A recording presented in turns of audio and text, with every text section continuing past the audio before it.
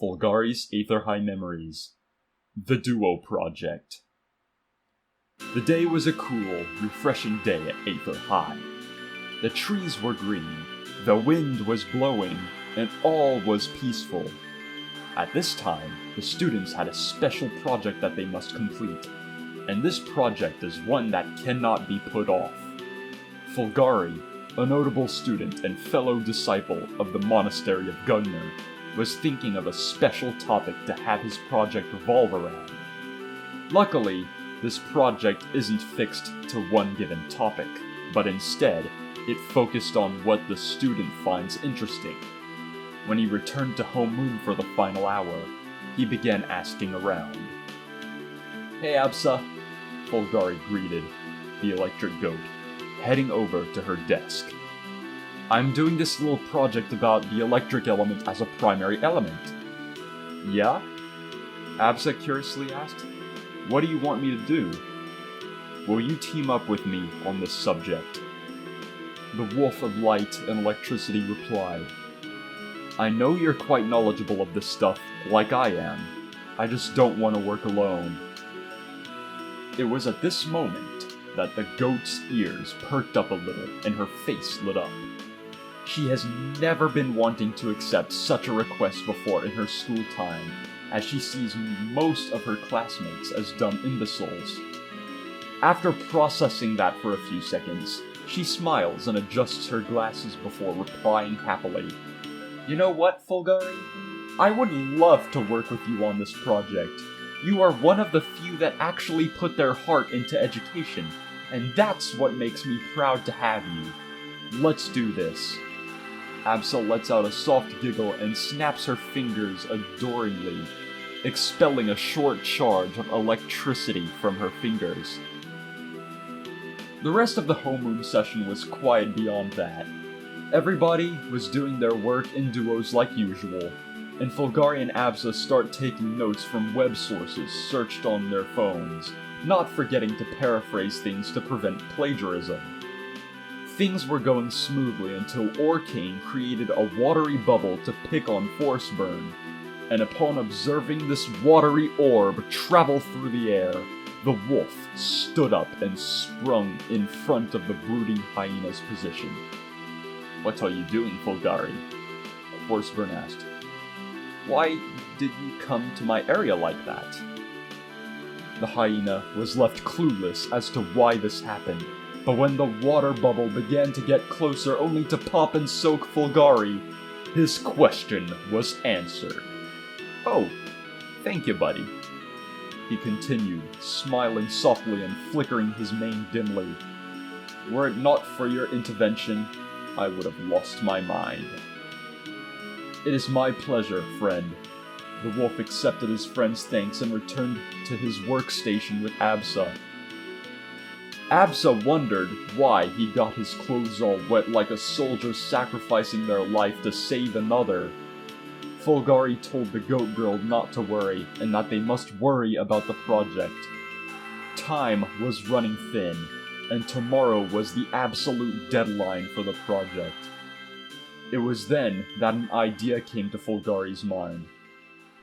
"Well, Absa, time is running thin," the wolf nervously warned her before offering. "Wanna come to my place to finish this project?" There was a silence between the two for a solid 10 seconds, and luckily she accepted the offer.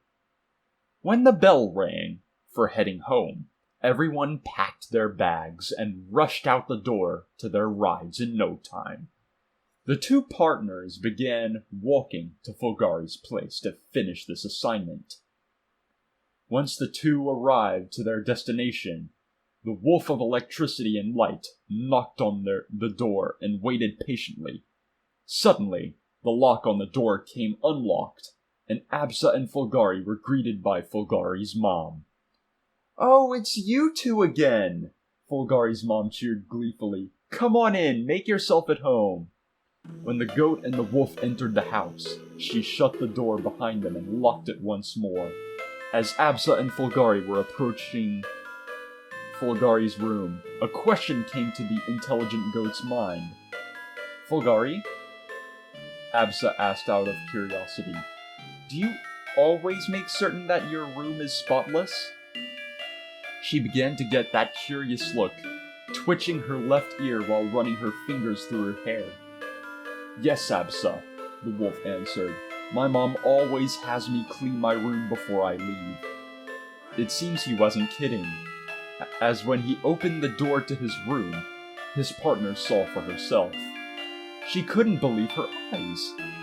It was absolutely amazing how clean it looked, and the look on the smart goat's face can prove it. "Wow!" she exclaimed in surprise. "You actually do know how to tidy up efficiently." When Absa glanced over to a nearby clock, she pointed at the time.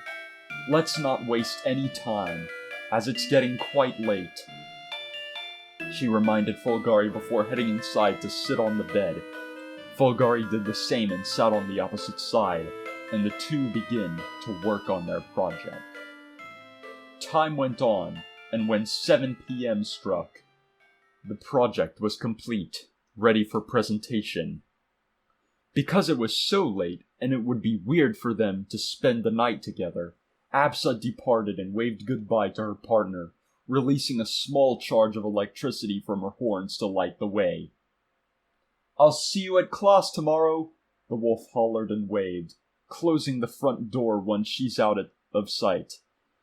The rest of the night was extremely quiet, as that was the only homework for that day.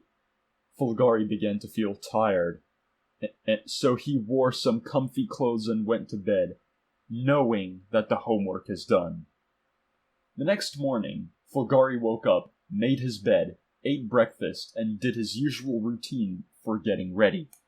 Luckily, his project is already in his backpack, so he had nothing to worry about on that front.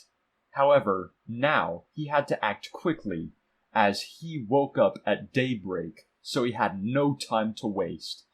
He kissed his mom goodbye and began his journey to Aether High.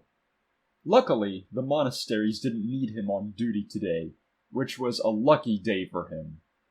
When he arrived on the campus grounds, a familiar, jolly-looking leonine of flame greeted him. "Hey, champ," Zetterburn greeted. "Did you spend the whole night working on that project?" The look on the lion's face confirmed that he had no time to finish his, as he had football practice that night. You could even see a bead of sweat flow from his head as he gave an embarrassed look. "Zet," Fulgari mumbled. "It didn't take the whole night to complete. It's just you that has the problem." The wolf was taking no time to speak, as he has to submit the project today. When the bell rang to go in, everyone placed their backpacks in their lockers and proceeded to their home rooms. Like usual, it was loud and chaotic. Fulgari twiddled his thumbs while waiting for class to start. Luckily, the tardy bell rang after 2 full minutes of waiting, but with the morning announcements being done by the dreaded Loxodont, that ruined his morning vibes. He clenched his fist as he listened, hating every single moment of this announcement.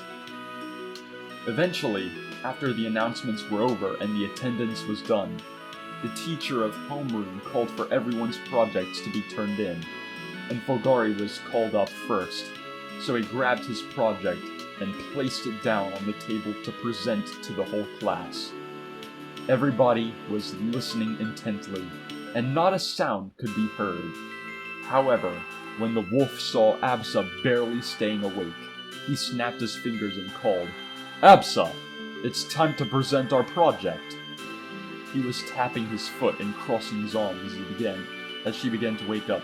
Luckily, the goat realized what was going on and sprang up in a flash. "Right, I'm here," Absa alerted. "So, class, this is a presentation of what we love to call the electric element." She began to present the details of the project to everyone, and the teacher monitored it closely. The project was a trifold poster covered in images of lightning and information boxes to go further educate anyone wanting to know. She and Fulgari took turns speaking, going over the project and collected information, and they finished with confident looks on their faces. "Well done, you two," the teacher congratulated.